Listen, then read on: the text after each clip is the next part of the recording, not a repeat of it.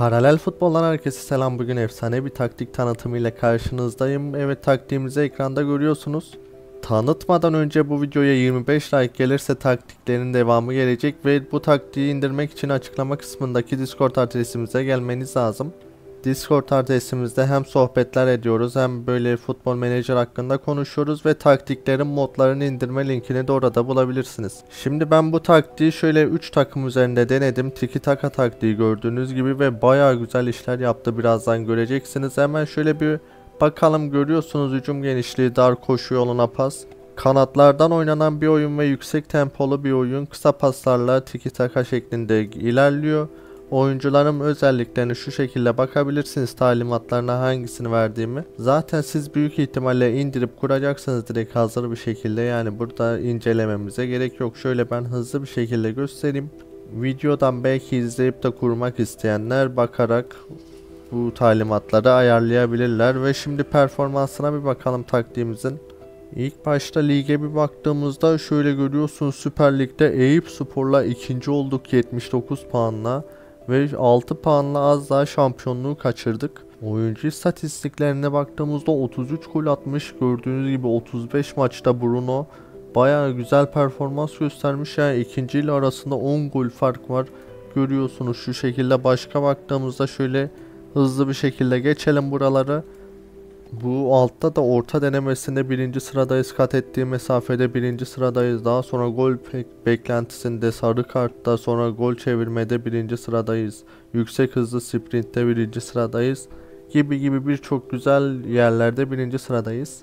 Şöyle bir oyuncuların gösterdiği performansa baktığımızda 35 maçta 33 gol, 30 maçta 12 gol, 30 maçta 10 gol, 13 asist, 16 maçta 7 gol, 9 asist, 32 maçta 7 gol 11 asist şeklinde performans göstermişler. Yani bu taktik bayağı iş yapıyor. Eyüpspor bile ikinci oldu. Yani daha yeni bir Süper Lig'e çıkmış takımı ikinci yaptık. Müthiş bir performans gösterdiler ve taktiğimiz çok iyi işledi.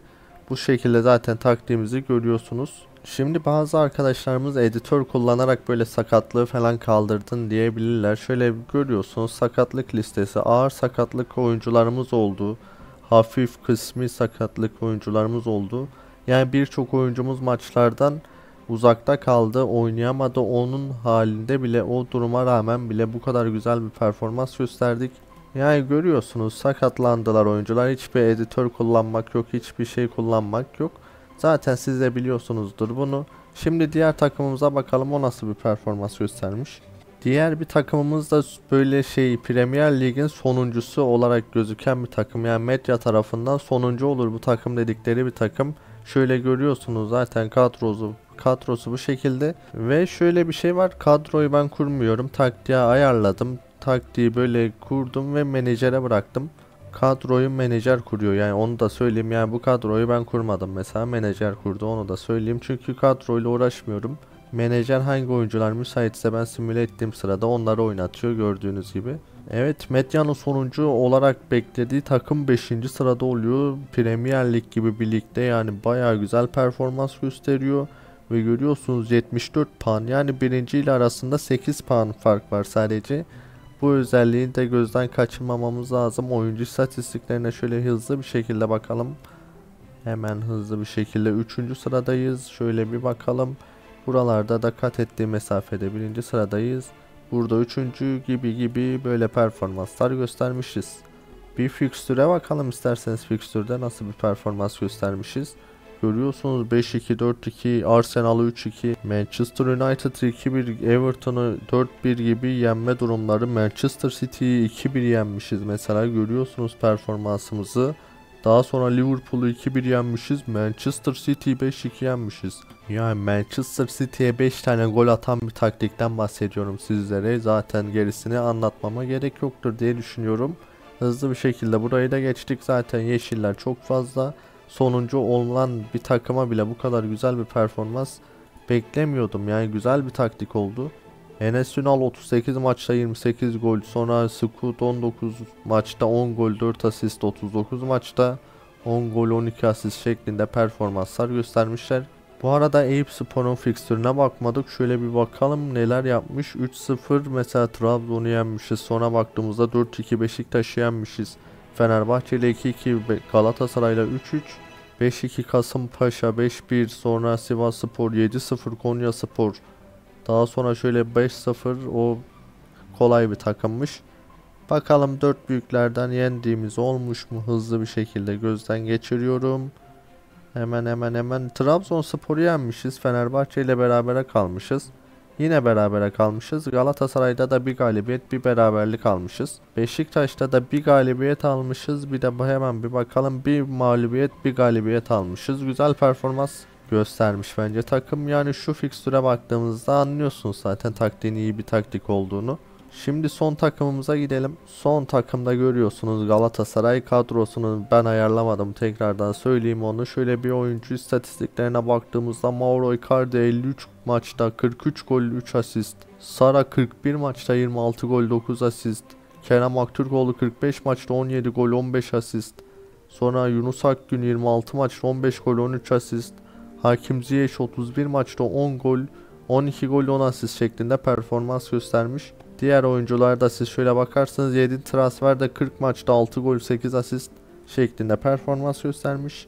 Hemen bir lige baktığımızda bakalım Şampiyonlar Ligi'nde ne yapmış. Galatasaray şampiyon olmuş. Süper Lig'de gördüğünüz gibi. Şampiyonlar Ligi'nde bayağı güçlü bir grup gelmiş. 3. olarak Avrupa Ligi'ne düşmüşüz oradan da. Daha sonra Avrupa Ligi'nden de son 16'da Manchester United'a elenmişiz. Ziraat Türkiye Kupası'nı kazanmışız. Süper Kupayı kazanmışız. Hemen bir oyuncu istatistiklerine bakalım. Sara'yı görüyorsunuz, ortalama puanda 1. sırada. Şurada zaten yüksek hız sprintte 3 oyuncumuz var. Gol beklentisinde Icardi var, görüyorsunuz. Şöyle akan oyunda kilit paslarda 3 oyuncumuz tekrardan var.